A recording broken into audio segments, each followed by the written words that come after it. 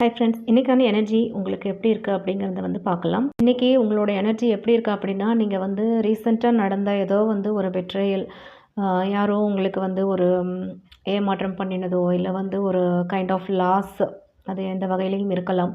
இல்லை உங்களுக்கே வந்து ஒரு டிப்ரெஷன் பீரியடில் நீங்கள் இருந்த மாதிரி இருக்குது. ஸோ அதை நினச்சி நமக்கு இப்படி ஆயிடுச்சே லைஃப்பில் அப்படிங்கிற மாதிரி அந்த ஒரு ஓவர் திங்கிங்கில் வந்து நீங்கள் ரொம்ப டவுன் ஆகி இருக்கிற மாதிரி இருக்குது. ஸோ அந்த எனர்ஜியிலே வந்து நீங்கள் இருக்கிறது வந்து நல்லது கிடையாது.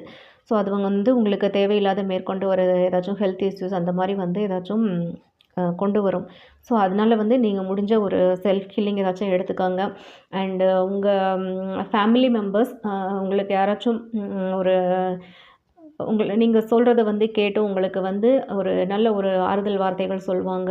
நீங்கள் உங்கள் ஃபேமிலி மெம்பர், அது உங்கள் ஹஸ்பண்டாக இருந்தீங்கன்னா ஒய்ஃபாக இருந்தீங்கன்னா ஹஸ்பண்ட், உங்கள் ஃபேமிலி மெம்பர்ஸ்குள்ளே நீங்கள் இதை வந்து நீங்கள் கொஞ்சம் ஷேர் பண்ணி உங்களுடைய அந்த மனசு பாரத்தை வந்து நீங்கள் கொஞ்சம் வந்து ரிலாக்ஸ் பண்ணுங்கள்.